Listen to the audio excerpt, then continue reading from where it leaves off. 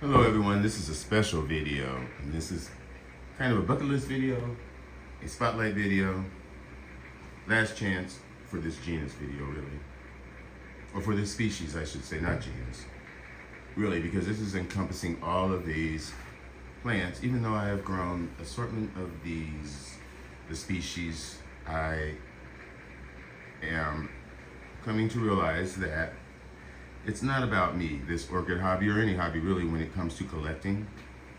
When you get to a point where you're having to buy multiple plants because you've killed multiple plants before, and you're buying companies out, or you're buying groups of 5 or even 2, those numbers over the years are dwindling when you are looking at rare orchids like the ones I'm talking about now. These are only available from certain import companies, really. And if you buy them from an American company, chances are they have come from one of these import companies that import orchids from the wild, from the rainforest, all over the world. So, being that that is already limited in the source, when you are greedy and keep buying. I suppose even if you're successful, that's cool. But if you're buying because you killed, at some point you have to think about conservation. Because you're taking away a chance that somebody else may not be just exploration growing, meaning trying to acclimate or figure out. You're still learning. You're still finding that sweet spot in your environment or wherever you grow, and chances are you're going to have casualties. That is part of the hobby, but that's fine when you're beginning. But when you have been doing that same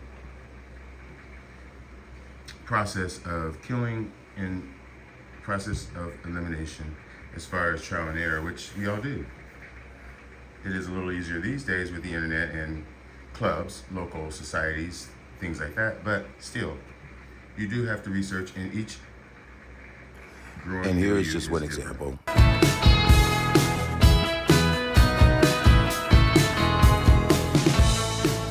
Welcome to this video. Thank you, JT, very much for your question, for your request about how I care for my Trichopelia.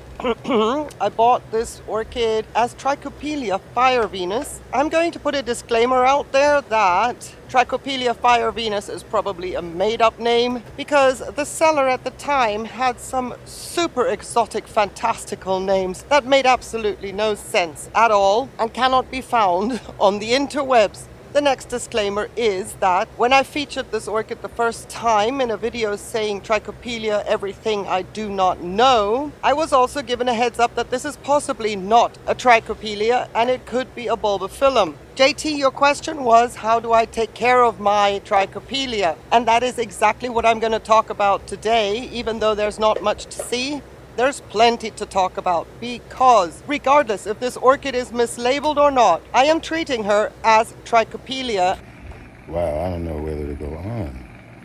I didn't catch that as far as the bulbophyllum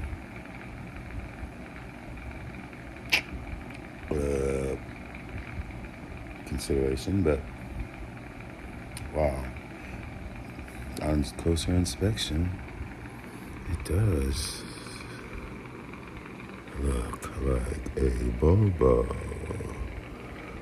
And my care is as follows. The biggest challenge I had to overcome with this orchid that I mentioned back in that video was that my new growths had to stop rotting, because she wants to grow, she's growing well, but the new growths are very fleshy and delicate that my misting the surface layer of my leca to keep that damp.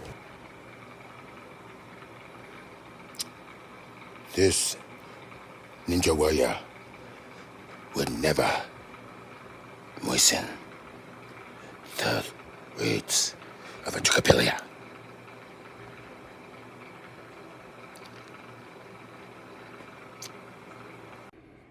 I'm no expert, but I think that's a bit of an issue, created one. All the misting and layers and roots, moisturizing, they want to dry. That's what I was told.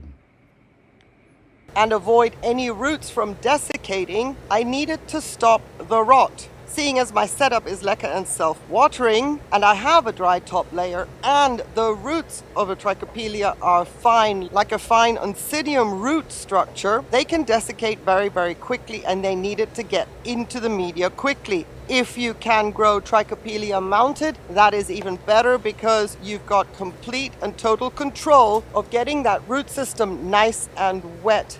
In my climate, I cannot grow a Trichopelia mounted. So that was my biggest challenge, and what I did was I continued with the setup of leca and self-watering because that works well for oncidium types as well, but I added a top layer of Akadama to even further increase the humidity around the leca so that that wouldn't dry out so fast, and the new roots would find their way into the pot without desiccating, and my misting has completely stopped because the Akadama is so wicking and water retentive. I do not even have to mist the surface of this orchid. Everything is happening via the reservoir and the microfiber within the pot. That is the biggest plus in the past 12 months that I have seen on the progress of this orchid, and she's completely rooted in. You see lava rocks on the surface of my media. They were only there to support the structures of the orchid when I put her back into the setup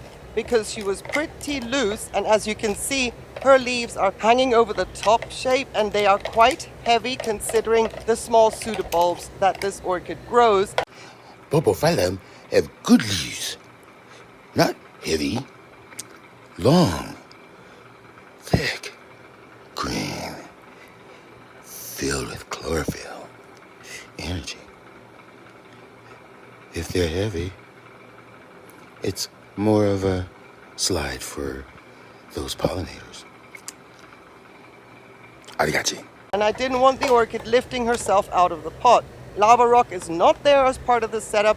It was mainly there as support, and theoretically I could remove the lava rock now because the orchid is perfectly rooted in. But these have been very extra finicky because of their appeal. Primarily, this is an impulse buy. Most orchid hobbyists will buy these not knowing the culture or knowing that they have questionable milieu that is just on the outside of either the range of these particular orchids, or they feel like they can figure it out over time through trial and error. So this is my last chance, and I have this time got nice sizable plants in which to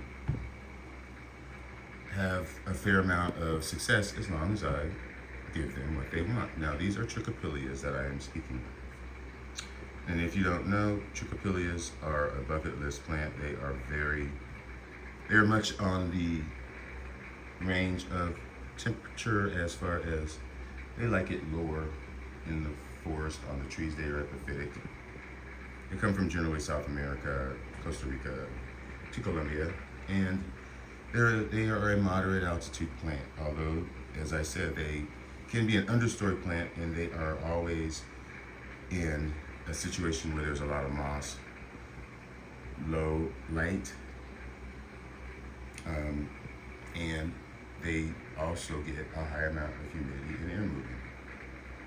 So, being that these conditions exist in nature, that is what you must provide in your home, which can be somewhat difficult when you can't mimic a high humidity, a cool environment, and wind movement, plus a regular water. And these like good water, not tap water, because the leaves are fine. These are oncidium types. They will wrinkle when they aren't getting enough, and they will get dark spots if they're getting bad These are always fragrant. And so since they are a cooler intermediate, lower light plant, they do need to be well ventilated, as I said, with the air movement, and they need their roots to dry out between watering. That is one of the reasons that I think I have failed. Also, the other thing that's important that I knew early on in my failure with this species or genus is that they require a differential in the night going into day and then back to night, because they like cooler but humid. They like high humidity constantly throughout the year, but they need the differential between day and night. They can take it to 80 in the shade as long as they drop down about 9 or 10, 20 is best, degrees at night. They cannot handle heat on 24 hours. That will rot them, that will cause their roots to be in a moisture situation because they will not allow themselves to dry. That's the secret. So I have never been a fan of hydroponics on certain things because of this. Most orchids will wick up what they want and then will stop. They are not constantly getting water. When you see them, when you get them in these little plastic cups for Phalaenopsis, you can see the roots.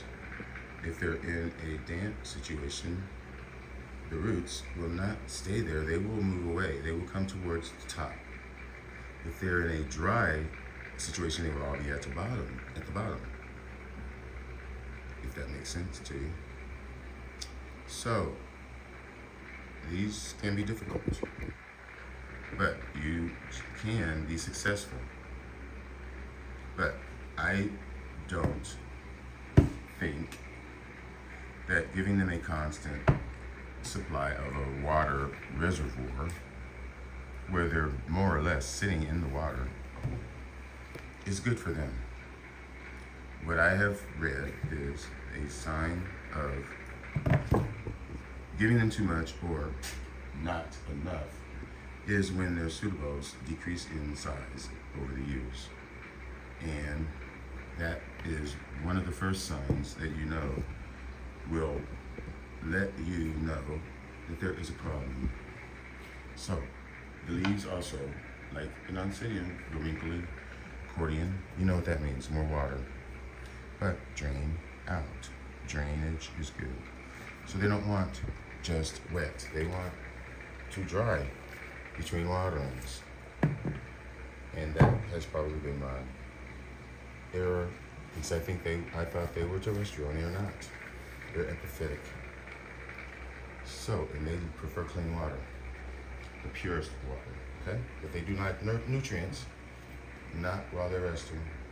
They do rest in the winter while their growths mature, like an Oncidium, and then that's when they bloom pendant spikes. So these are best mounted or in baskets. Not mounted. I would not mount them, but you can. Just because it's harder to maintain the humidity when they're mounted.